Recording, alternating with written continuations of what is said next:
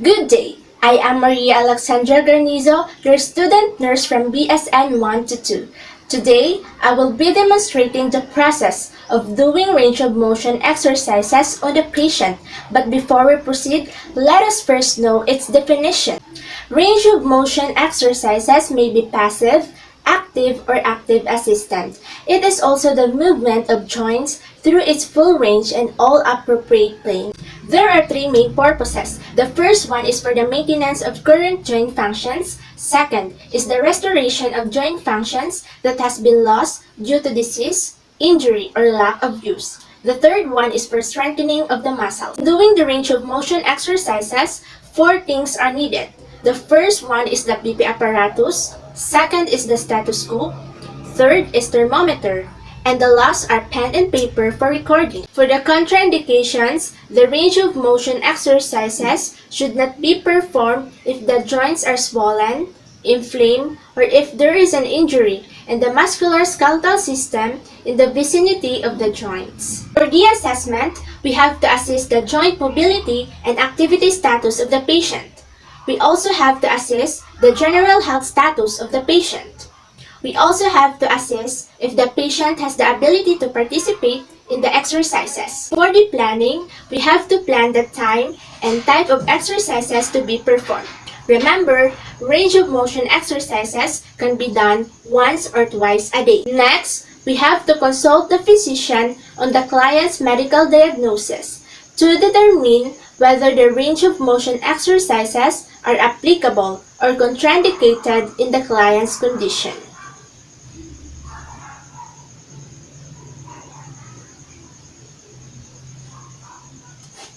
Next, we have to wash our hands for infection control.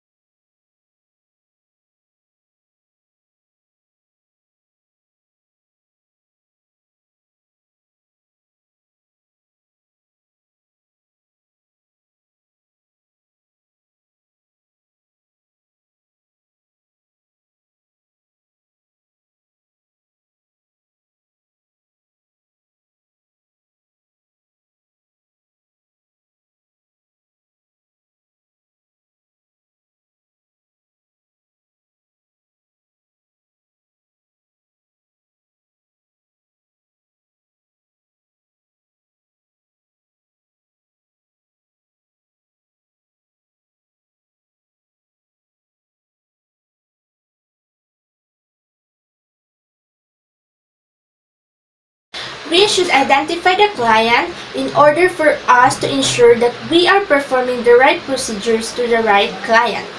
So, okay sir, I am Marie Alexandra Garnizo and I am your student nurse for today. I just like to verify your information. What is your name? I am Angelo T. Garnizo, And your birthday? October 19. Okay, so now that we have verified the information, we should ensure the privacy. Remember, performing range of motion should be done in the quiet place. Next, we should explain the procedures to the client in order to alleviate anxiety and fear and to encourage client's cooperation.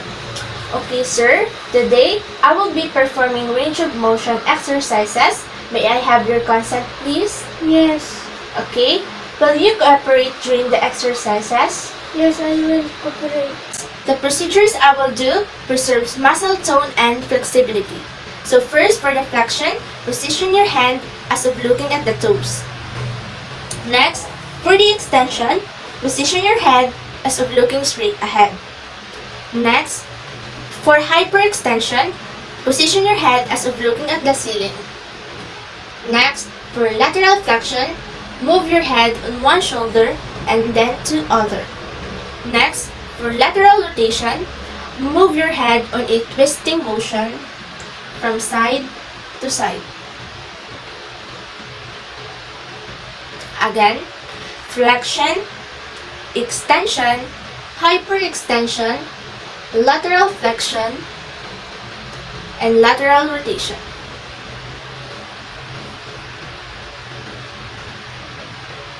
Next, let us move on to the shoulder part of the body. So first, we will do flexion. For the flexion, move the arm forward, overhead. Then for the extension, move it back to the side of the body. For the vertical abduction, swing the arm out and up. Then for the vertical abduction, put it downwards to the side of the body. Next, for the internal rotation, move the arm up and across the body. And for the external rotation, put it at the side of the body with the right angle. Again, flexion, extension, vertical abduction, vertical adduction, internal rotation, external rotation. Then we will do it to the other side.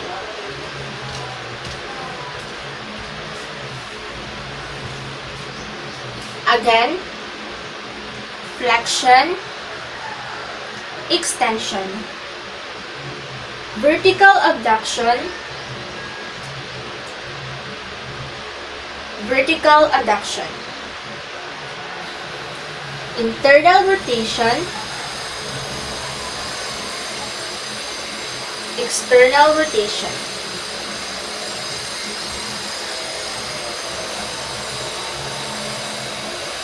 Next, for the elbow, remember that this movement can be done in conjunction with the shoulder. So first, we will do flexion. So we will do flexion by cupping the elbow in the one hand and then bend it up. Then for the extension, straighten the arms. Again, flexion, extension. Then we will do it to the other side.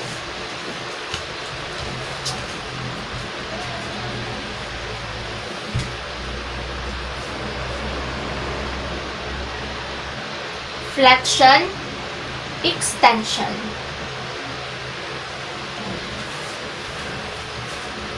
Next, let us move on to the wrist.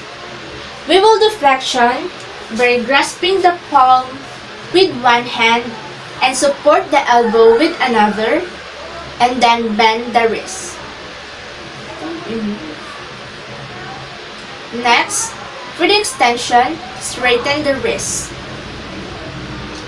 Next, for the radial deviation, move your wrist towards the thumb. And for the ulnar deviation, move your wrist to the little finger. Next, for the circumduction, rotate your wrist on a circular motion. Again, flexion, extension, radial deviation, ulnar deviation, circumduction.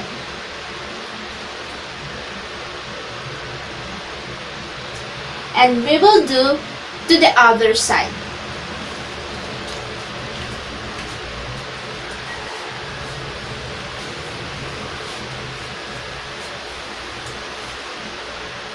So first, flexion, extension, radial deviation, ulnar deviation, circumduction.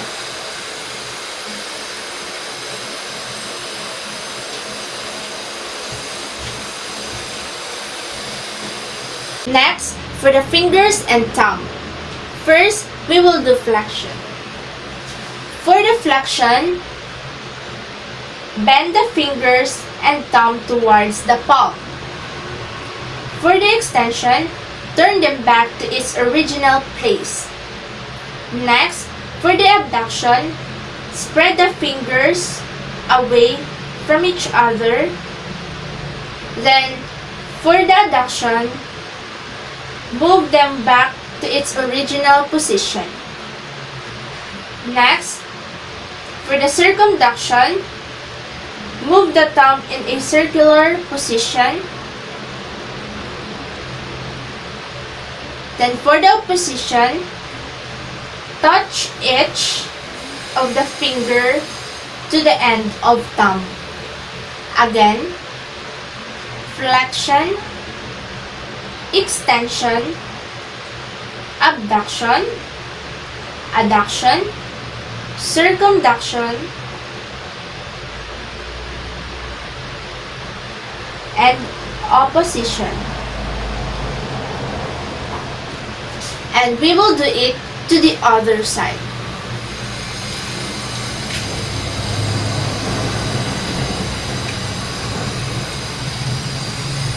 Again, flexion, extension, abduction, adduction, circumduction,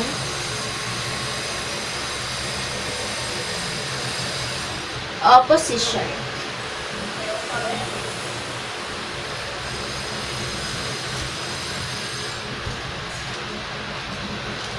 Next, let's move forward to the hip and knee of the patient. So first, let's remove the top linen. Excuse me, sir. Okay, so for the flexion, we should lift the leg and then bend the knee as far as possible towards the client's head. Next, for the extension, we should bring it to the surface of the bed. Next, for the abduction, let us move their leg outward of the body.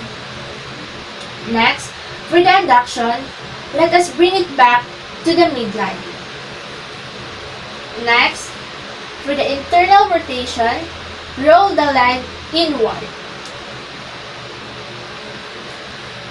Next, for the external rotation, let us roll the leg outward the body. Again, flexion, extension, abduction, adduction, internal rotation, external rotation. And we will do it to the other side.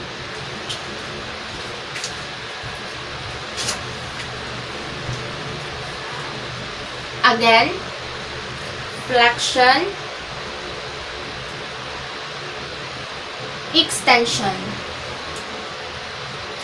abduction, adduction, internal rotation, external rotation.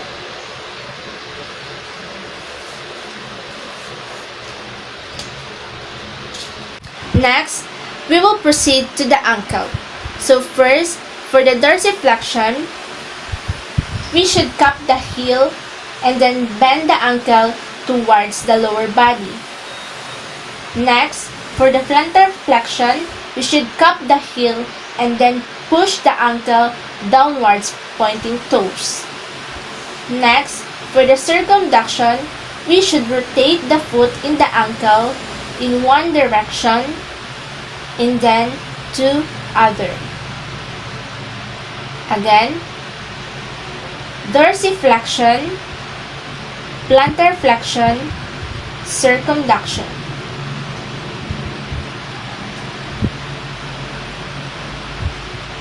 Next, we will do it to the other side.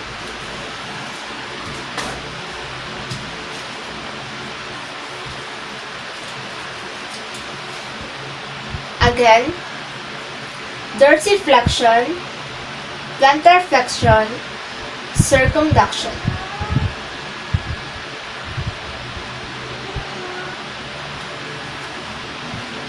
Let us move on to the toes. So for the toes, Let's start doing flexion. So, by pushing the toes downward,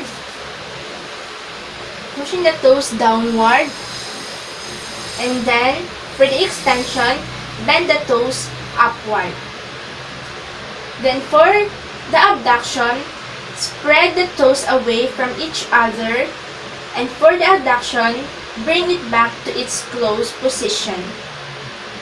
Again, flexion, extension, abduction, adduction.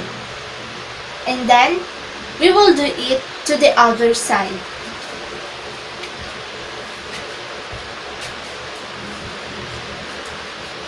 Again, flexion, extension, abduction, adduction.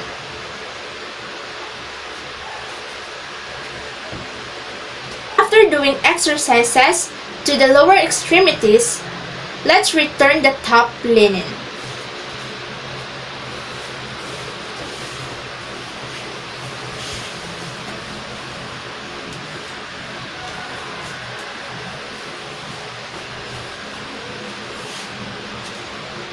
After doing the range of motion exercises, we should wash our hands to reduce the transmission of microorganisms. We also keep the client in a comfortable position. To provide accurate data in the care of patient, we should evaluate the fatigue, joint discomfort, and joint mobility.